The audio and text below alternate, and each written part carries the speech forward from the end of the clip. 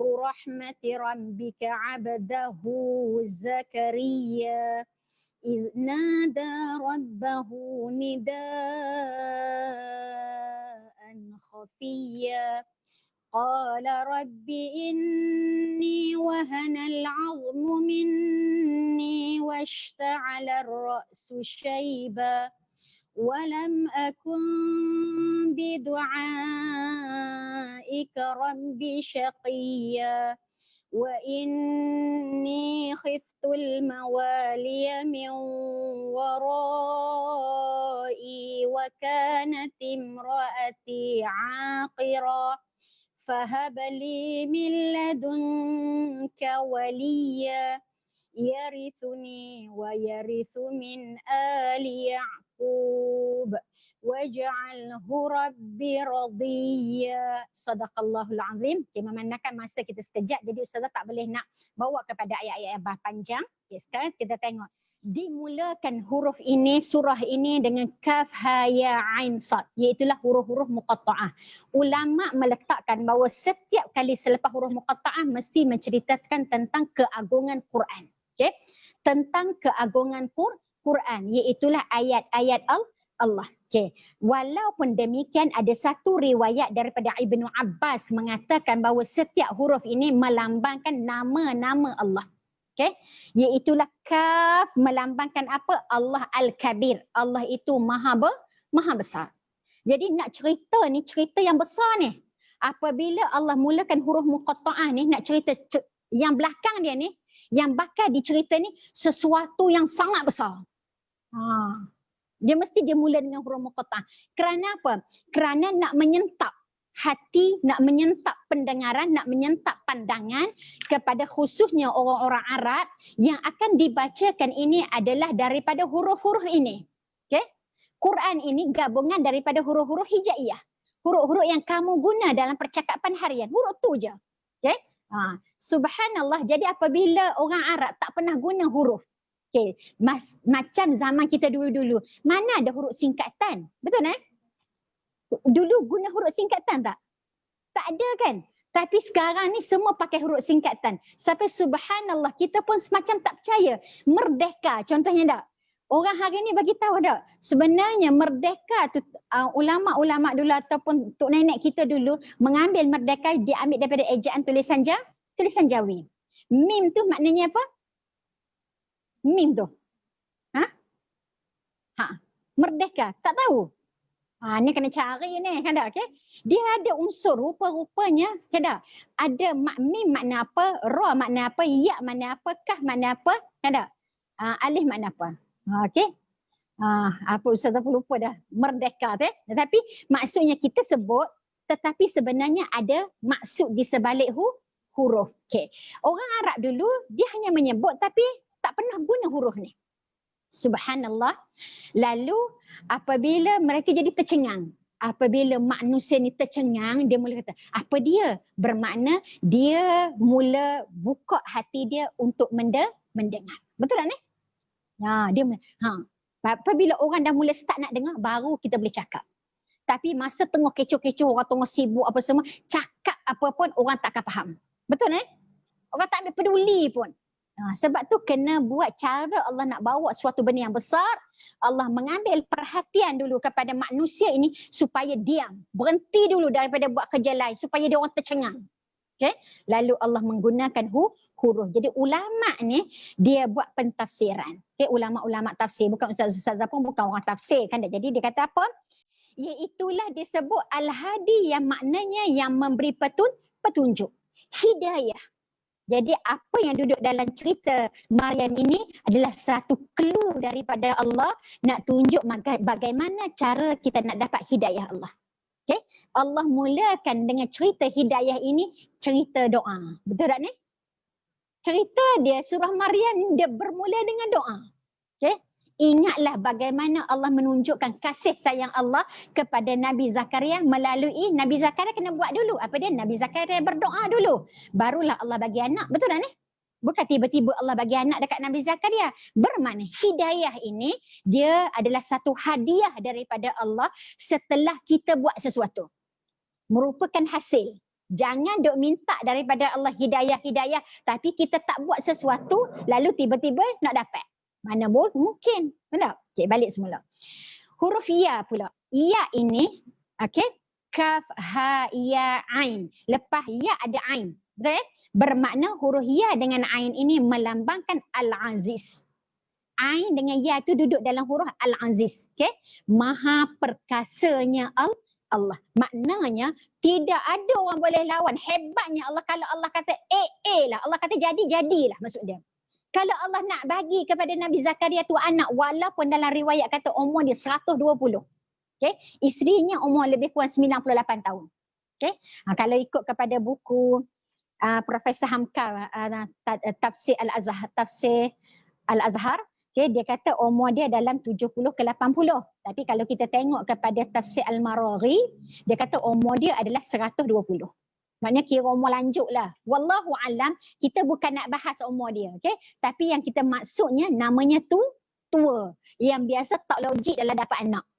Tapi Al-Aziz Allah, maha perkasanya Allah, Allah boleh buat apa sahaja dan tak ada orang boleh lawan.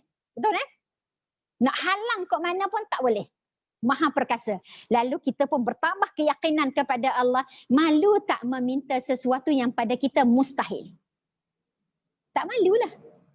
Kalau Nabi Zakaria tak malu nak minta, betul tak? Tapi kena yakin yang kita minta itu bukan untuk diri kita. Dia adalah untuk kepentingan ummah. Okay. Huruf sad, kaf, ha, ya, ain, sad. Huruf terakhir, sad maknanya as-sadiq, yang maha jujur. Jadi dalam ini Allah nak melihat kejujuran. Betul ke? Sebut je, ya Allah aku nak minta anak, sebenarnya nak bangga kot lah kan. Sebab nak tengok orang lain dapat anak, aku pun nak tunjuklah aku dapat anak. Tapi sebutlah sebenarnya aku nak untuk agama. Nak takut reason, alasan. As-sadiq. Okay, dalam tu melambangkan adalah kebenaran apa yang diucap. Lalu menceritakan dalam tu semua berkaitan dengan rahsia-rahsia daripada huruf ini. Subhanallah, hebat tak? Kita je tak tahu. Okay?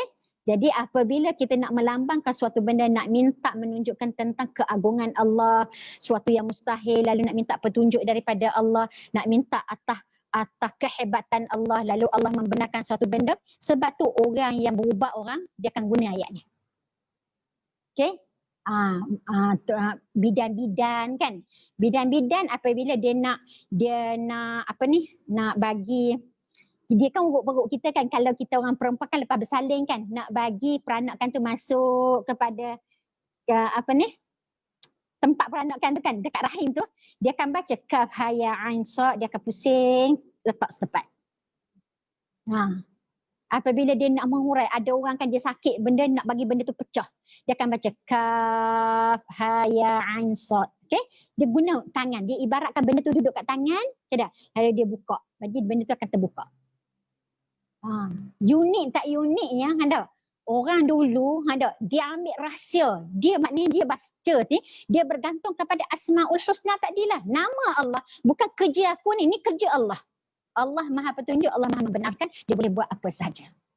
Itu baru ayat nombor 1. Lalu Allah sebut benda yang agungnya, cerita selepas huruf tadi. Apa dia? Zikru rahmati rabbika abdahu Zakaria. Allah kata peringatan rahmat Tuhan kamu kepada kepada hambanya Zakaria. Okay, ayat ni kalau baca ikut macam tu ayat tak sempurna. Betul kan? Tiba-tiba peringatan Tuhan kamu. Apa dia? Jadi ulama ni dia bawa, dia kata ini ceritanya ada ayat yang dihazafkan kat depan, yang tak ada kat depan, iaitu ayat asalnya hadza zikru rahmati. Okey, hazihi, dia kata inilah peringatan daripada peringatan Allah, rahmat Allah terhadap hambanya Zakaria. Okey, maknanya inilah dia. Nak macam. Tapi Allah buang tu nak tunjuk apa? Sebab Allah nak angkat martabat cerita tentang peringatan. Zikru rahmati. Allah nak bagi tahu kita inilah dia kasih sayang Allah. Kalau makna kasih sayang Allah ni, benda yang tak logik pun boleh jadi logik. Tu tanda kasih sayang. Kan tanda kasih sayang Allah, Allah kata apa? Wa man yattaqillah yaj'al lahu makhraja. Orang yang bertakwa, Allah akan bagi jalan keluar. Benda tu macam tak logik, tak tahu macam mana nak selesai. Tapi subhanallah, Allah boleh bagi kan? Boleh. Jadi sekarang dia kata apa? Dalam ayat ini dia menggambarkan pengabdian Nabi Zakaria kepada Allah dengan menggunakan istilah Rabb. Okay? Benda ni kita kena highlightkan. Rabb ini iaitu tawasul dengan rububiyah. Kan kita tauhid ada dua, betul Satu namanya tauhid rububiyah, kedua tauhid uluhiyah. Okay? Jadi sekarang kita kena faham zikru ini kan tak? Dia bukannya perbuatan. Dia adalah kata nama.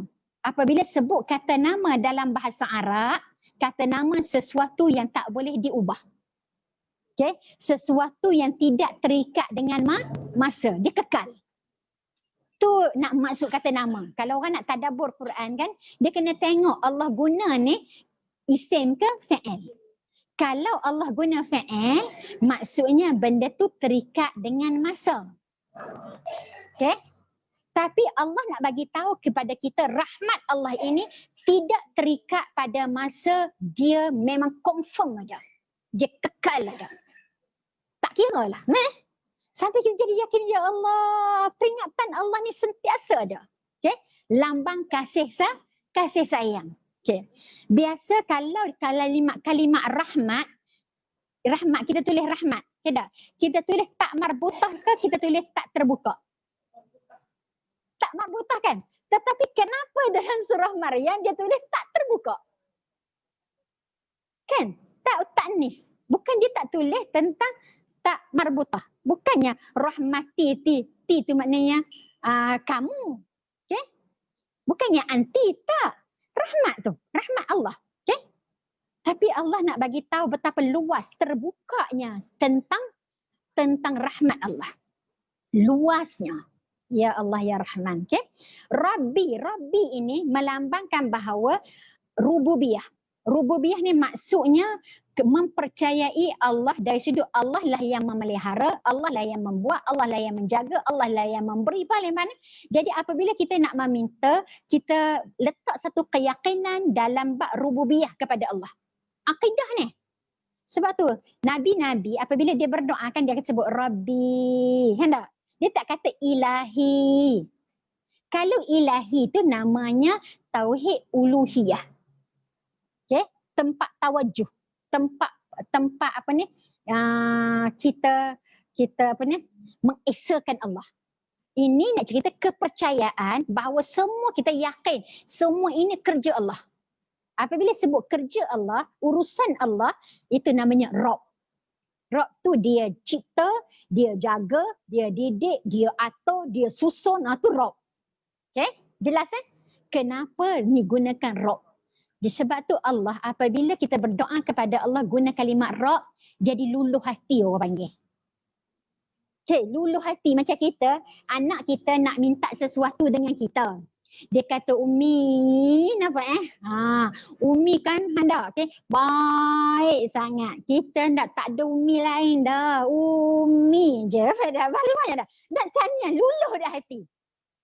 Maknanya dia cerita bahawa dia takkan ada yang lain dah. Umi lah, Umi yang lahirkan dia. Umi yang jaga saya daripada kecil, daripada besar. Sampai sekarang Umi tak pernah tinggalkan saya. Kan tak? Umi tanya, bendanya bodek-bodek ni nak apa? Betul macam tu. Jadi ini orang panggil bahasa bodek Allah. Okay? Rabb tu. Rabb tu dengan nadanya kita sebut bahawa merengek lah. Merengek. Okay. Merayu. Rabb tu, kalimat Rabb tu.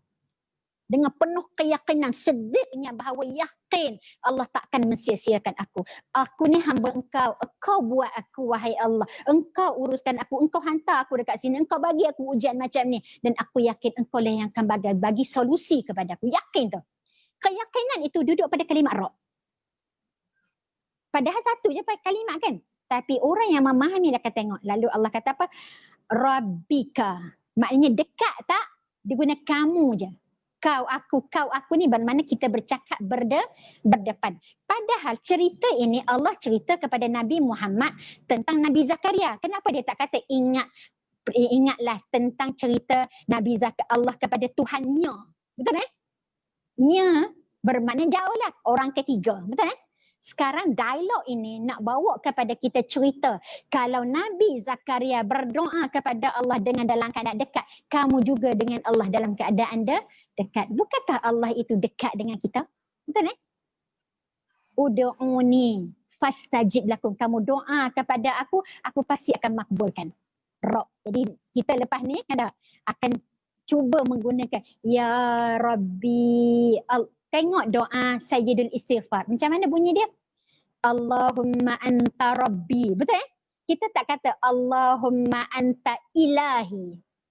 Tak kata macam tu. Kita merendah diri, kita tahu ya Allah, Allah susun aku. Allahumma anta Rabbi la ilaha illa anta. Wahai Allah, engkaulah engkaulah Tuhanku. Okay, dia guna kalimat Tuhan. Sebab tu orang zaman dulu dia tukarkan Tuhan dengan Allah ni, kalau dia nak berdoa dia akan sebut Tuhanku, ditulis dalam terjemahan. Kita hari ni ya Allah. Nampak dah beza tak? Ya Allah kan kita sebut. Orang zaman dulu tak ditulis Tuhanku. Okay. Supaya nampak dekat. Apabila kita panggil ya Allah bermaknanya kita memanggil. Boleh tu. Kita panggil siapa kita nak panggil. Kan kalau dengan orang besar, dia panggil kita ke kita panggil dia? Kalau pergi jumpa orang besar, dia panggil kita kan? Mana ada kita panggil, kita nak pergi jumpa menteri besar, kita pun tunggulah dekat luar kan, tak sampai orang kata, okey, Ustazah Asia boleh masuk. Contohnya tak betul? Maknanya kita dipanggil kan? Bukan kita panggil, Assalamualaikum, tak? Tu rumah orang biasa. Panggil ni, ke tak? Betapa beradabnya orang dulu menterjemah. Okay? Rabbi, Tuhanku. Sekarang dia kata, cerita inilah dia peringatan. Okay, lagi 10 minit nak habis 10. Baru ayat kedua tak habis lagi kan? Itulah. Dia kata peringatan daripada Tuhanmu ini melambangkan tentang tauhid rububiyah. Dan Allah telah mengangkat martabat apabila Nabi Zakaria telah mengabdikan diri kepada Allah. Lalu Allah gazetkan dia, Allah muliakan dia dengan namanya abd, hamba. Jadi siapa nak Allah muliakan dia kena merendah diri sampai tahap hamba kepada Allah. Jadi mana lambang orang tu rasa rendah diri, aku ni hamba, kita akan perhatikan kepada bentuk-bentuk doa Nabi Zakaria. Okay, ayat ketiga, ayat keempat, kelima dan keenam itu namanya nada doa. Kita panggil nada doa. Kat sini orang panggil nada ni adalah seruan. Cara dia berdoa kepada Nabi, kepada Allah Subhanahu Wa Taala. Macam mana gaya dia, macam mana nada dia, bentuk dia, masa dia. Semua ini dirangkumkan pada ayat 3 sampai 6. Dan kita pun akan ikut kalau betul nak suruh doa kita makbul, tengok macam mana cara Nabi Zakaria. Jadi angkat martabat kepada tahap hamba. Cara kita nak angkat diri kita iaitu dengan cara merendah diri. Allahumma anta rabbi la ilaha illa anta khalaqtani wa ana abduka. Nampak Kita cerita aku ni hamba-Mu ya Allah. Sekarang Nabi Zakaria cerita tak kepada Allah? Ya, dia tu hamba kepada Allah. Lalu Allah kata hambanya. Okey? Allah kata, Allah bagi tahu tentang rahmat Allah kepada hambanya yang bernama Zakaria. Sekarang satu nama baru yang Allah muncul dalam surah Maryam namanya Zakaria. Apabila Allah sebut direct nama Zakaria tu bermakna Allah telah mengangkat martabat. Okey? Kemuliaan seseorang ada pada nama. Kalau orang tu boleh ingat nama kita, bermakna kita ni mulia di hati dia. Tapi kalau orang tu tak ingat nama kita akak-akak, dia sebut akak-akak. Panggil aku akak, tak sebut pun nama aku. Bermakna kita tidak mulia di hati dia. Sekarang nama Nabi Zakaria ni mulia tak di sisi Allah? mulia. Sebab tu Allah sebut nama dia.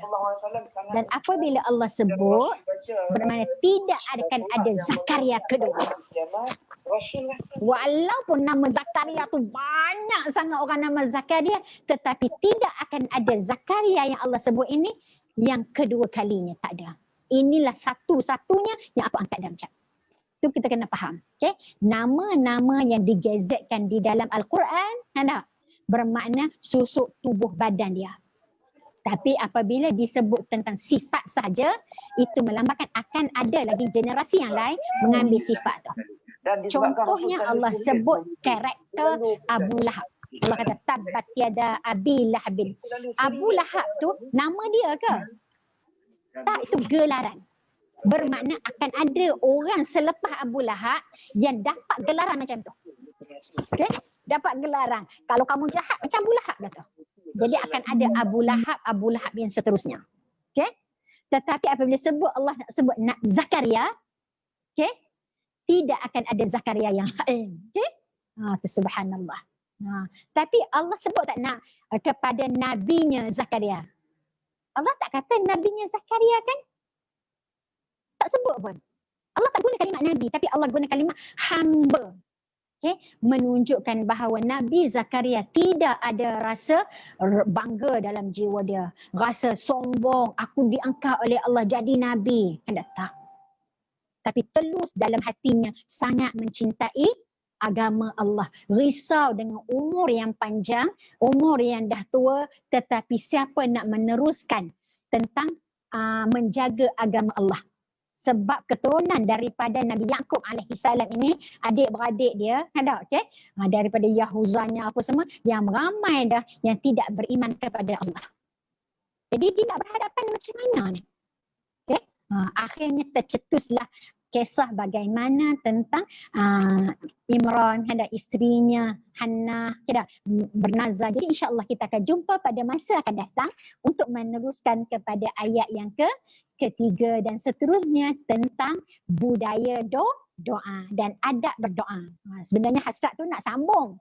Tapi kita dah janji hendak bahawa tadabbur kita hanya setengah jam. InsyaAllah jangan lupa kita akan jumpa kembali dalam minggu yang akan datang dalam waktu yang sama jam 9 sampai 9.30. Okay, wallahu a'lam. Sekadar itu saja. Aku luli hadza wa astaghfirullahal azim li wa lakum. Assalamualaikum warahmatullahi wabarakatuh.